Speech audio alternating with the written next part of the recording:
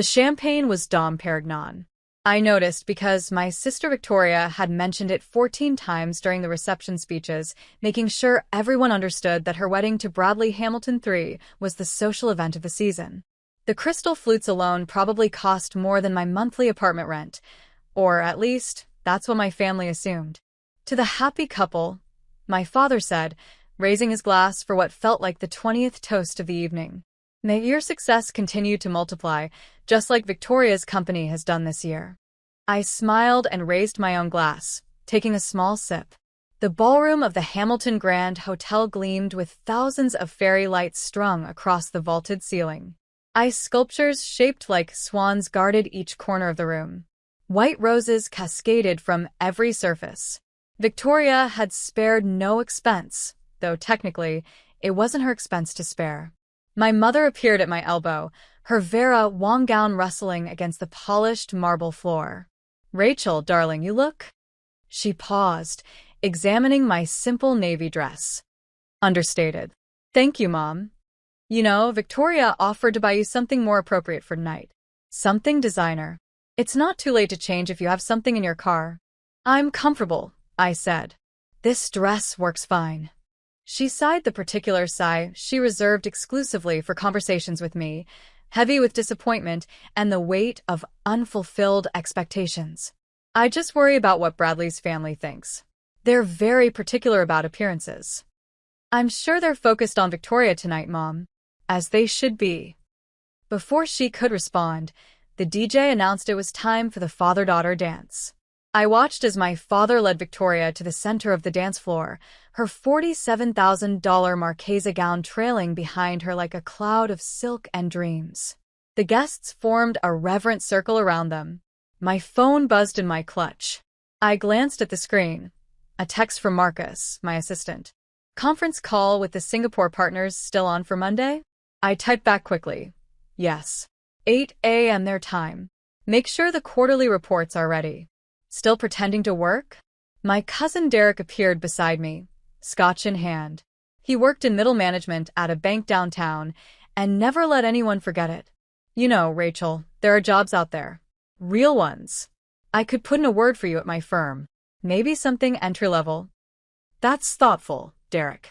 I'll keep it in mind. It's just..." He leaned closer, his breath warm with whiskey.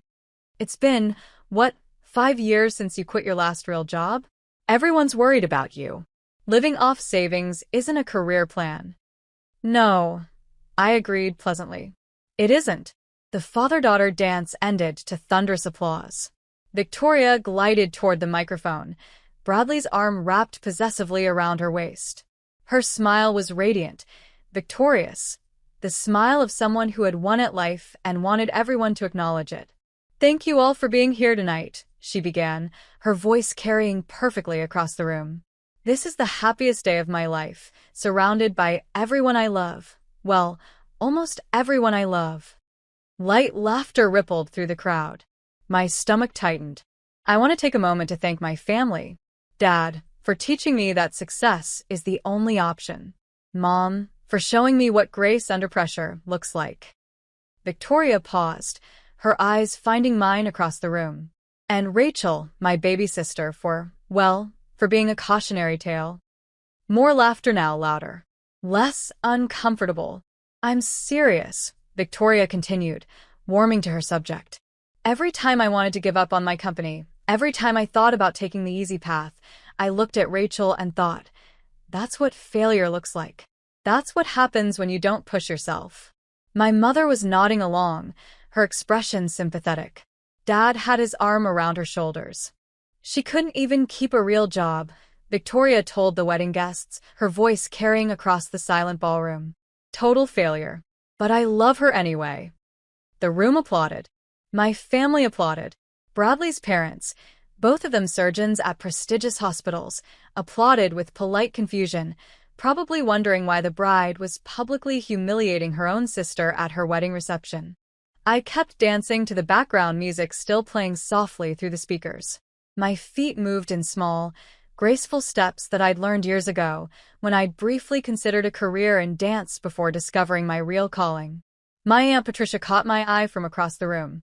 Her expression carried that particular blend of pity and satisfaction that she'd perfected over decades of family gatherings. She raised her glass slightly in my direction, a mock toast to my continued failure. The rest of the evening proceeded according to script. I congratulated the happy couple. I posed for family photos, standing at the edge where I could be easily cropped out if necessary. I ate the $300 per plate dinner and complimented the wine selection. I was the perfect invisible guest. At 9:47 p.m., Victoria found me near the dessert table. No hard feelings about the speech, right? She wasn't asking, she was informing. I just wanted people to understand my journey. How far I've come despite having a sister who couldn't even finish her MBA. I understood, I said. It's just that my investors are here tonight. The Hamiltons have connections to Wellington Capital, and I'm trying to close a Series B round. They need to see that I'm the successful one in the family. Of course. Victoria tilted her head, studying me with the expression of someone examining a slightly wilted flower arrangement. You know, I could find something for you in my company. Something administrative, maybe, if you wanted to finally do something with your life. That's generous of you. Well, family is family. She smoothed her gown, even if some of us contribute more than others. She swept away to greet more important guests, leaving me with a half-eaten piece of wedding cake and the lingering scent of her $400 perfume. At 10:15 p.m., I stepped onto the balcony for some air. The Hamilton Grand Hotel overlooked the city skyline, all glittering lights and distant possibilities. I pulled out my phone and made a call. Marcus. Yes, I know it's late. I need you to initiate Protocol 7. Yes, for Hamilton Industries, the whole thing.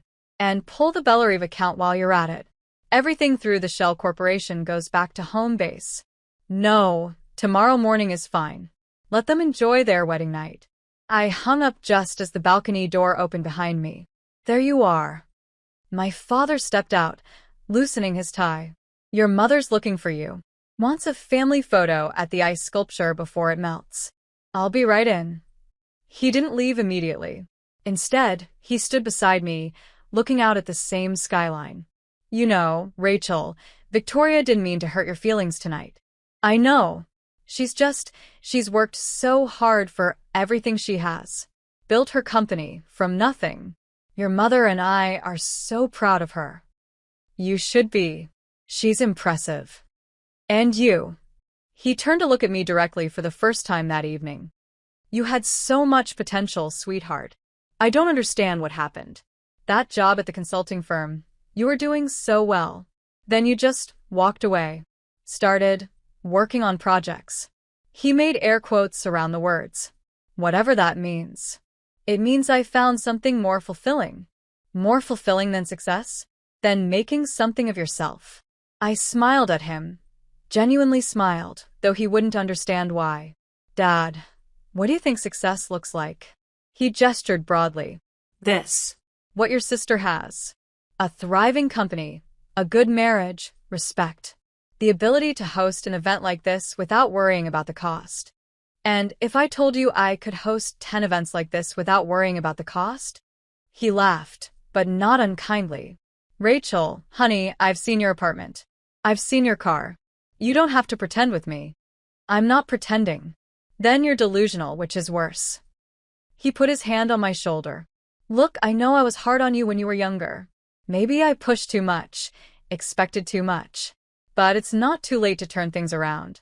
Victoria's offer, the administrative position, you should take it. I'll think about it, I said, which was the answer I always gave when there was nothing to think about. We returned to the ballroom together. The party was reaching its crescendo. The band had launched into an energetic set. Guests were crowding the dance floor, and Victoria was holding court near the main table, surrounded by admirers and well-wishers. I noticed Bradley's father, Dr. Jonathan Hamilton, deep in conversation with a man I recognized, David Chen, one of the senior partners at Wellington Capital. They were discussing something intently, their heads bent close together. My phone buzzed again. A message from an unknown number. Ms. Monroe, this is James Whitfield from First National. We need to speak urgently regarding the Bellarive Holdings account. Please call at your earliest convenience. I silenced my phone and slipped it back into my clutch. At 11:30 p.m., the wedding cake was cut. Victoria and Bradley posed with a knife, their smiles frozen in photogenic perfection. The photographer captured shot after shot while guests cheered and glasses clinked. My mother appeared at my elbow again. Rachel, you should go talk to Bradley's cousin. He's single. Has a job. Mom, ayun fine. You're 32. You're not fine. You're running out of time. Time for what? She looked at me as if I'd asked why water was wet. For everything, dear. For a career. For marriage. For children. For mattering. I matter to myself. That's not enough. It was never enough. She squeezed my arm with something that might have been affection. I just want you to be happy. Really happy. Not whatever this is. This is contentment, Mom. It's what happiness feels like when you're not performing for anyone. She shook her head sadly and drifted away to find more satisfying company. The reception continued. I danced with Derek, who spent the entire song explaining his theory about cryptocurrency. I chatted with Bradley's grandmother, a charming woman who was the only person all night who asked me what I enjoyed doing rather than what I did for work.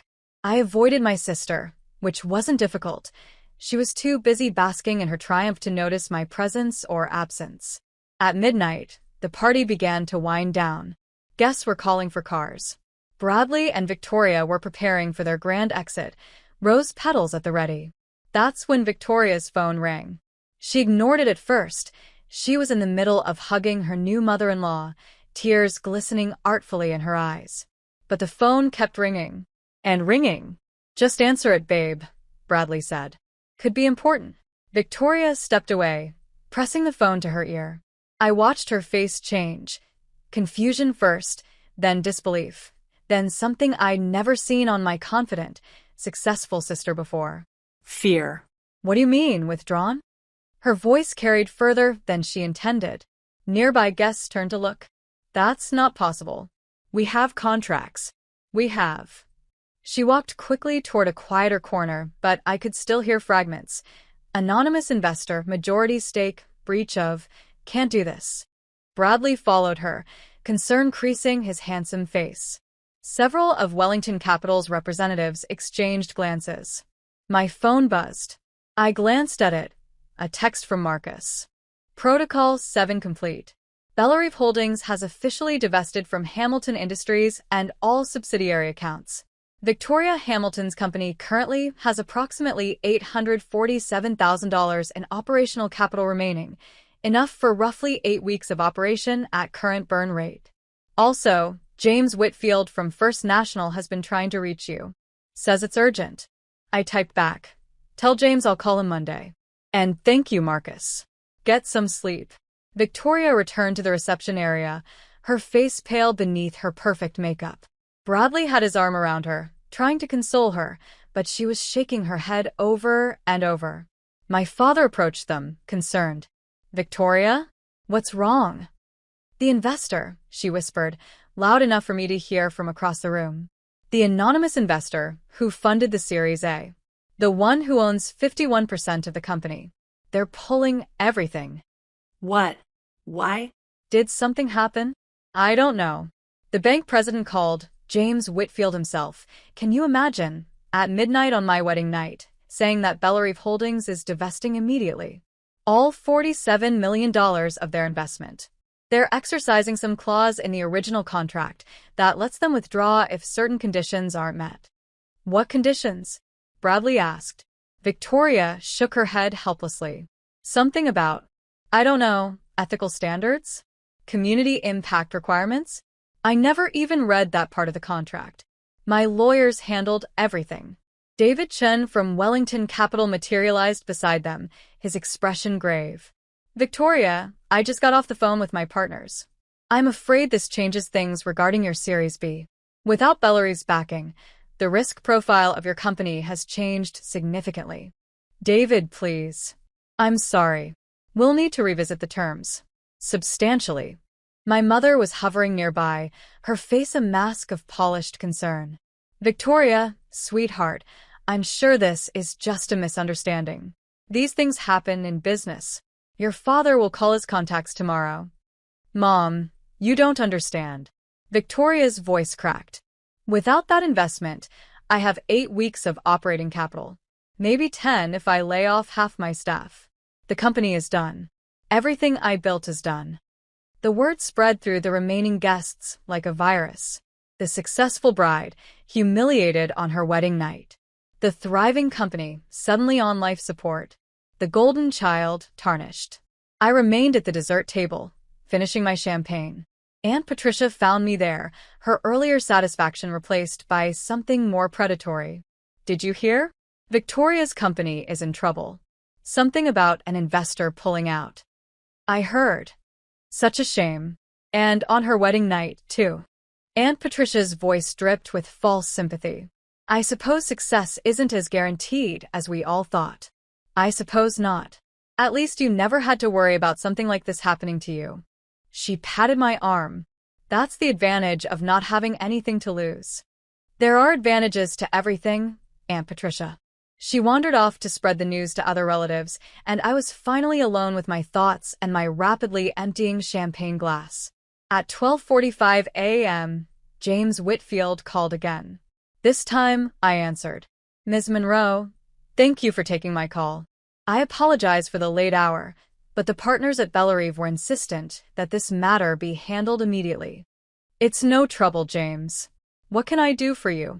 Well, ma'am, as you know, the divestment from Hamilton Industries is complete as of 20 minutes ago.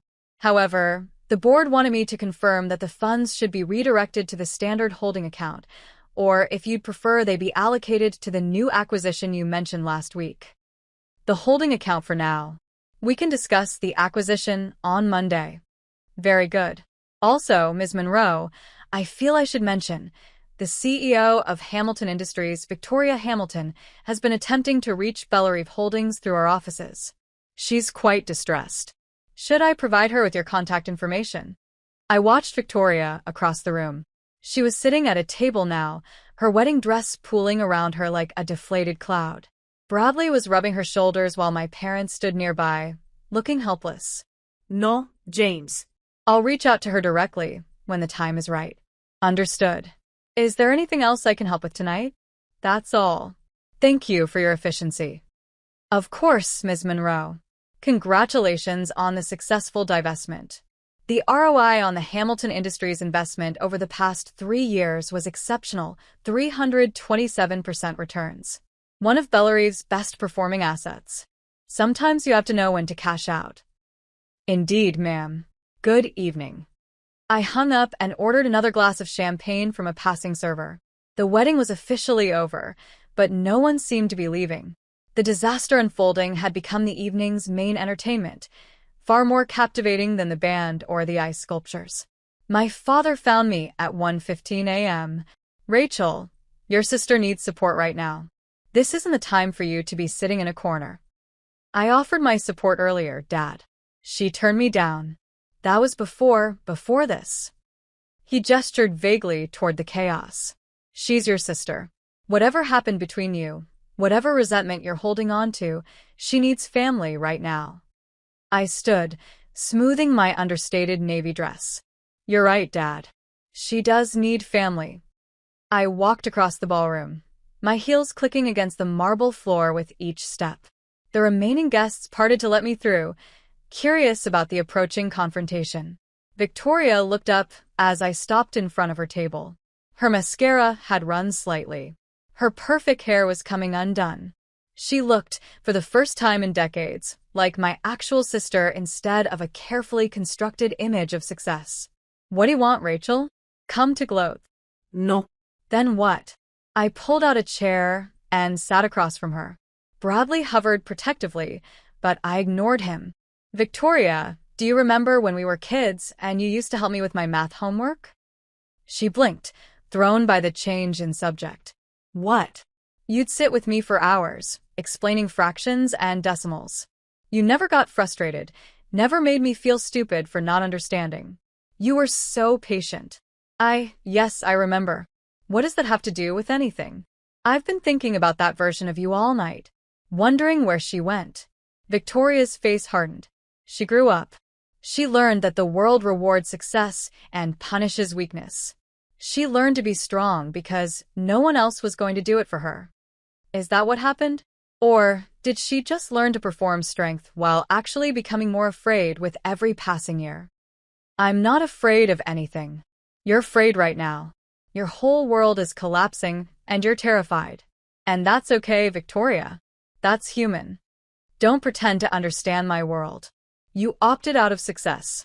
You don't know what it's like to have everything and watch it slip away. Actually, I said, I do. Victoria snorted. Please. You have nothing. I have Bellerive Holdings. The words dropped into the conversation like stones into still water. Victoria froze. Bradley straightened. My parents, hovering nearby, exchanged confused glances. What did you say? Victoria whispered. Bellerive Holdings. The anonymous investor who funded your Series A 3 years ago. The entity that owns 51% of your company, or rather owned until about 45 minutes ago. That's me. The silence stretched. I could feel dozens of eyes on us, could hear the sharp intake of breath from the remaining guests. That's not possible, Victoria said. Bellerive is a major investment firm. They manage hundreds of millions of dollars. You're nobody. I'm the founder and sole owner of Bellerive Holdings. I started it 7 years ago, after I left the consulting firm. Turns out I'm quite good at identifying undervalued opportunities and nurturing them to success. No. Victoria was shaking her head. No, this is some kind of sick joke. I pulled out my phone and dialed. James? Yes, sorry to bother you again. Could you please confirm for the people around me who owns Bellerive Holdings? Yes, on speaker is fine. James Whitfield's voice filled the air. Bellerive Holdings is a private investment firm wholly owned by Rachel Elizabeth Monroe. Ms. Monroe serves as the managing director and has final authority over all investment decisions. Is there anything else you need, Ms. Monroe? That's all, James. Thank you. I hung up. Victoria was staring at me like I'd grown a second head. 3 years ago, I said, you came to me looking for investment. You didn't know it was me, of course. All communications went through lawyers and intermediaries. But I read your business plan. I saw the potential in what you were building. And despite everything that had happened between us, I believed in your company. You invested $47 million in my company? I invested in a promising business.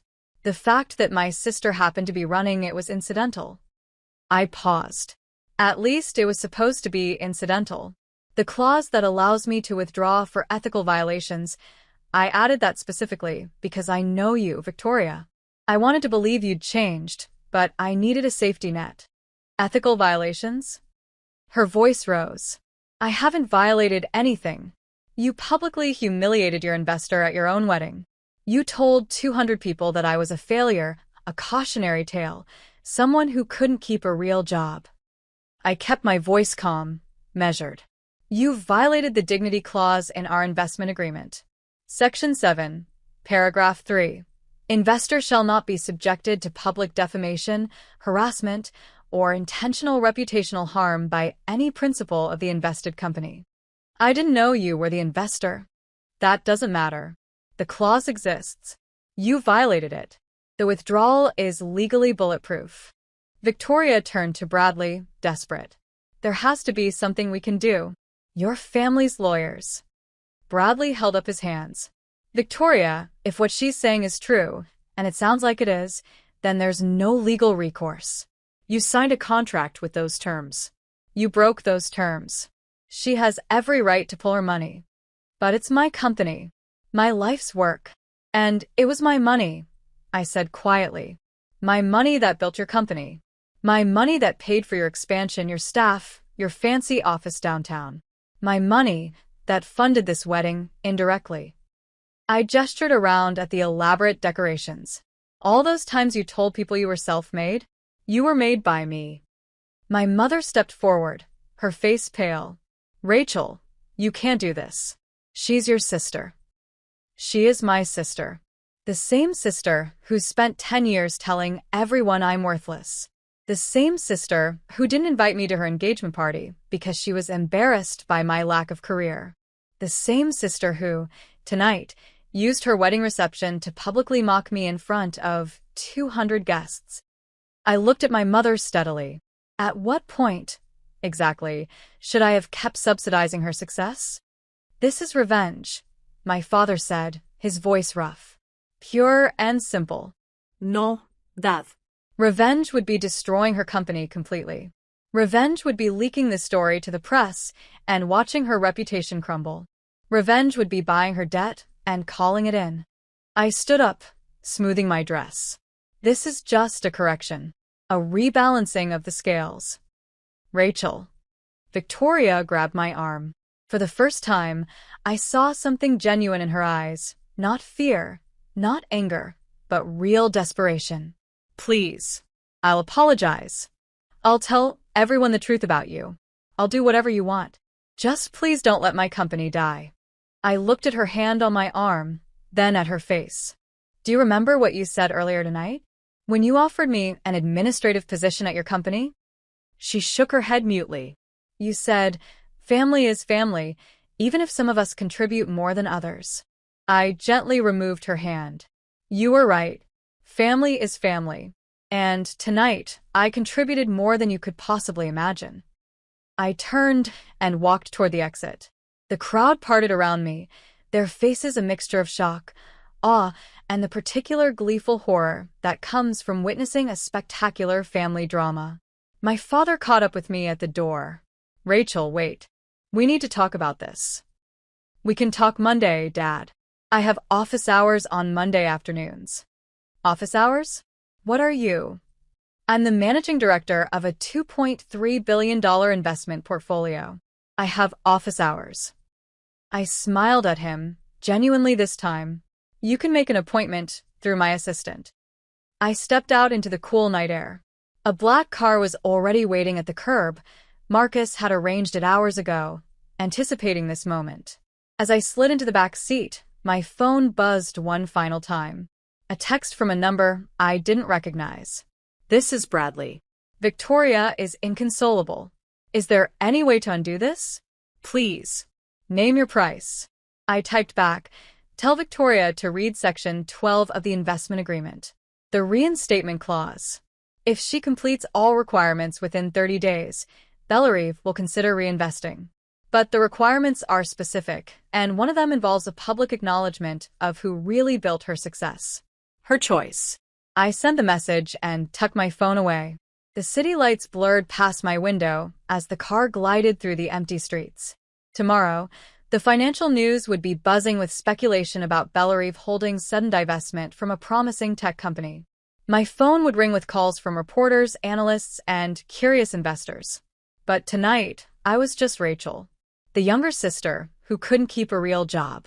The family failure who'd somehow managed to quietly amass a fortune while everyone was busy underestimating her. The champagne warmth was fading, replaced by something more satisfying, the quiet certainty that I had never, not once, lost my composure. Not when Victoria mocked me. Not when my parents dismissed me. Not when I held the power to destroy my sister's entire life and chose, instead, to offer her a path forward. That, I thought as the car carried me home, was the real difference between us. Victoria built an empire on borrowed money and borrowed confidence. I built mine on patience, silence, and the absolute conviction that success means nothing if you have to tear down others to achieve it. My phone buzzed one last time. A text from Marcus. Everything okay? The office is ready for Monday. I typed back. Everything is fine. See you at 8. Outside, the first hints of dawn were touching the sky. A new day was beginning, for everyone. Some of us were more prepared for it than others.